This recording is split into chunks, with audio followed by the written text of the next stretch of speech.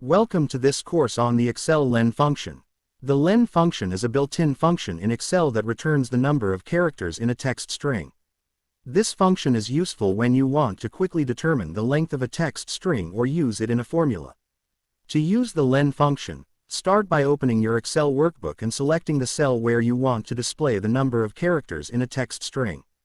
Next, click on the Formulas tab and select the LEN function from the function library. In the function arguments window, you will need to specify the cell that contains the text string that you want to count the characters for. You can do this by either typing in the cell reference manually or by clicking on the cell in your worksheet. Once you have specified the cell, click OK to close the function arguments window. The LEN function will then count the number of characters in the specified text string and display the result in the selected cell. You can also use the LEN function in a formula by typing the function into the formula bar and hitting enter. For example, you could use the LEN function to determine if a text string is a certain number of characters long by comparing it to a fixed value. Thank you for watching this course on the Excel LEN function. I hope you found it helpful and that you can now use this function to easily count the number of characters in a text string in your Excel worksheets.